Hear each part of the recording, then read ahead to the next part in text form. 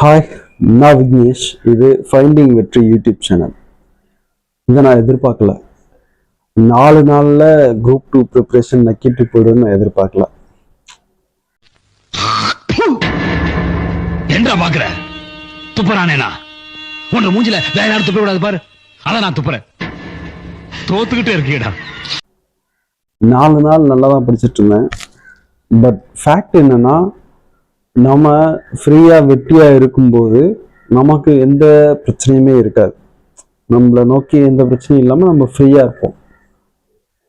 ஆனால் ஒரு ப்ரிப்ரேஷன், ஒரு கோல் செட்டிங் அப்படின்னு ஃபிக்ஸ் பண்ணதுக்கு அப்புறம் நமக்கு ஃபேமிலி இஷ்யூஸ் வரும், ஹெல்த் இஷ்யூஸ் வரும். ஒரு வேலையில் இருந்தோம்னா அந்த வேலையில் அதிகப்படியான பணிச்சுமை வரும். இது எல்லாத்தையுமே நான் ஃபேஸ் பண்ணேன். இப்போ எக்ஸாமுக்கு ப்ரிப்பரேஷன் பண்ண ஆரம்பிச்சனோ அன்னையிலேருந்து அதிகப்படியான வேலை, அதிகப்படியான இஷ்யூஸ் நிறையாத்தையும் ஃபேஸ் பண்ணிட்டேன். ஒரு கட்டத்துக்கு மேலே இது வாய்ப்பு இல்லை ராஜா, 30 நாள்லாம் எக்ஸாமில் பாஸ் பண்ண முடியாது அப்படின்ட்டு மைண்ட் செட் வந்துருச்சு. ஸோ அதுக்கப்புறம் ப்ரிப்பேர் பண்ணுறது நிறுத்தியாச்சு. அதாவது 4ஆம் தேதியோட முடிச்சு, 4ஆம் தேதிக்கு முன்னாடியே முடிச்சு 5, 6 ஒரு லாஸ்ட் 3 days வெட்டியாக தான் உட்காந்துருக்கேன். அப்புறம் இன்னொன்று என்னன்னா, எனக்கு பிளான் பின்னு ஒன்று இருந்துச்சு. பிளான் ஏ, இந்த குரூப் 2 எக்ஸாம்ல பாஸ் பண்ணி வேற ஜாப் ஸ்விட்ச் பண்றது ஒன்று. ரெண்டாவது பிளான் பி என்னன்னா, அதை என்னால் முழுசா சொல்ல முடியாது. இந்த ஜாப்ல இருந்துட்டு ஒரு சைடு ஹசல் மூலமா ஒரு பணத்தை ஜெனரேட் பண்ணலாம், இன்கம் உருவாக்கலாம் அப்படின்ற ஒரு தாட் இருந்துச்சு.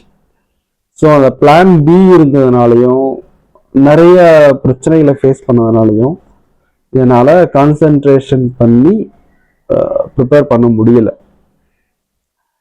அப்புறம் சரின்னு விட்டாச்சு. 2 நாள் ரெஸ்ட் எடுத்தாச்சு. ப்ளஸ் ஈஸ்தட்டிக் சென்ஸ் சொன்னேன் இல்லையா, படம் பார்க்கணும்னு ஆசை இருக்கு, ஃப்ரெண்ட்ஸு கூட பேசணும்னு ஆசை இருக்கு. இந்த மாதிரி நிறையா தாட்ஸ் உள்ள வந்ததுனால என்னால் டீப்பாக கான்சென்ட்ரேட் பண்ணி உள்ள ப்ரிப்பரேஷன் உள்ள போக முடியல. போகிறதுக்கு எனக்கு சப்போர்ட்டாக இருந்த ஃப்ரெண்டு ஒருத்தவங்க இருந்தாங்க, சகோதரி.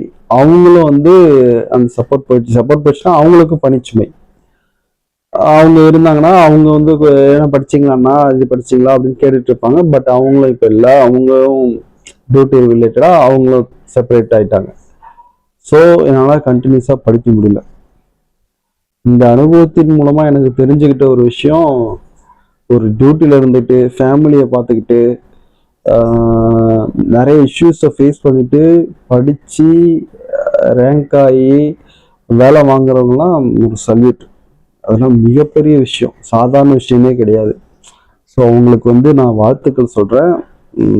கங்க்ராச்சுலேஷன்ஸ். சரி, நம்ம லைஃபுக்கு வருவோம். Back to life. அப்போ என்னாச்சுன்னா, இந்த 2-3 நாளில் நான் அந்த ஈஸ்தட்டிக் சென்ஸ்ன்றதை தாண்டி நிறைய விஷயங்கள் என்னை டவுன் பண்ணுதுன்றது தெரிஞ்சுக்கிட்டேன். மொபைல் அடிக்ஷன், தேவையில்லாமல் மொபைல் நோண்டிக்கிட்டே இருக்கிறது. எக்ஸசைஸ் பண்ணிட்டு இருந்தேன். அந்த 4 நாள் சூப்பராக எக்ஸசைஸ் பண்ணிட்டு இருந்தேன் ப்ரிப்பரேஷன் பண்ணுறப்ப. ஹெல்த் டயட் ஃபாலோ பண்ணிட்டு இருந்தேன். ஸோ ஒரு ஸ்டடி ப்ரிப்பரேஷன் ஆரம்பிச்சு அது ஒரு 4 நாள் ஒரு கரெக்டான டார்கெட்டை நோக்கி என்னை போய் ஒரு ட்ராவல் பண்ணிட்டு இருந்தேன். சொன்ன மாதிரியே படிச்சு பாஸ் பண்றனோ இல்லையோ இதெல்லாம் பெனிஃபிட் தான். ஆனா எப்ப நான் இந்த ப்ரிப்பரேஷன் வேணாம், செட் ஆகல, முடியலைன்னு நினைச்சு விட்டுட்டனோ, நான் இந்த மற்ற விஷயங்களையும் விட்டுட்டேன். ஸோ அதனால என்னன்னா, தவறான பாதைன்னு என்ன, உடம்பு பெருசாக கவனிக்கல, மொபைல் அடிக்ஷன், இந்த மாதிரி. ஸோ இப்போ நேற்று நைட்டு ப்ளஸ் இன்னைக்கு காலையில் யோசிச்சது என்னன்னா, பிளான் பி இருக்குன்றதுனால நீ பிளான் ஏவை விட்டுட்ட, ஓகே. பட் பிளான் பி உன்னால் சாதிக்க முடியாத அளவுக்கு உனக்கு ஹெல்த் இஷ்யூஸோ நிறைய அந்த மொபைல் அடிக்ஷனும் வந்துட்டு இருக்கு. ஸோ கம் பேக், திரும்பவும் பிளான் ஏவை நோக்கி போ அப்படின்னு சொல்லி மைண்ட் சொல்லுது. என்னடா லூசாடா, நீ லூசு மாதிரி பேசிட்டு இருக்கேன்னு நினைக்கலாம். என்னன்னா, டிஎன்பிஎஸ்சி குரூப் 2 எக்ஸாம் 30 நாளில் ப்ரிப்பேர் பண்ணுறேன் அப்படின்ட்டு சொல்லி நான் உள்ளே வந்தேன். ஆனால் இப்போ அது பண்ண முடியல, வெளியே போயிட்டேன். இப்போ திரும்ப உள்ள வரேன். என்னடா அப்படின்னு பார்த்தா எதனால அப்படின்னு பார்த்தோம்னா, படிச்சுக்கிட்டே இருந்தா தவறான எண்ணங்கள், தவறான பழக்க வழக்கங்கள் இதை நோக்கி போக மாட்டேன். மொபைல் அடிக்ஷன் இந்த மாதிரி தேவையில்லாத பாதையில போகவே தேவையில்லை. ஸோ படிச்சுக்கிட்டே இருக்கணும், கண்டினியூ பண்ணுவோம். குரூப் 2 இப்போ நடக்க போற குரூப் 2 தான் அடிக்கணுன்ற ஒரு இது கிடையாது. உட்காந்து படிப்போம்.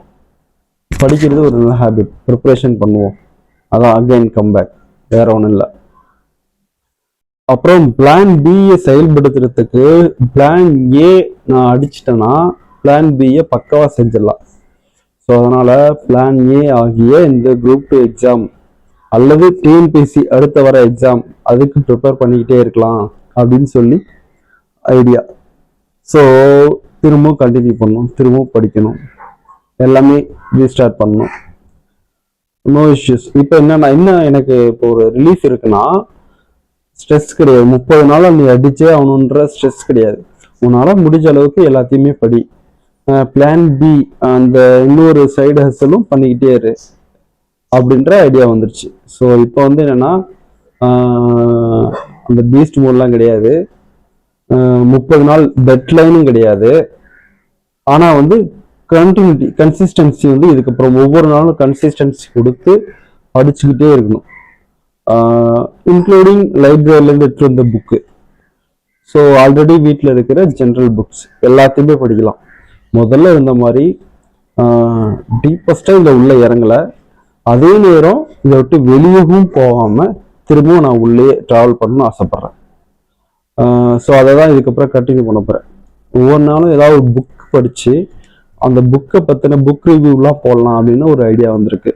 ஏன்னா புக்ஸ் எனக்கு வந்து மொபைல் நோன்றதை விட புக் படிக்கிறது தான் ரொம்ப பிடிக்கும். இப்போ ரீசெண்ட் டேஸில் மொபைல் நோண்ட ஆரம்பிச்சிட்டேன். ஸோ புக்கு படித்து அந்த அதை வச்சு எனக்கு என்ன தாட்ஸ் வருது அப்படின்றதையும் நான் உங்களுக்கு சொல்கிறேன். ஓகே, பாய்.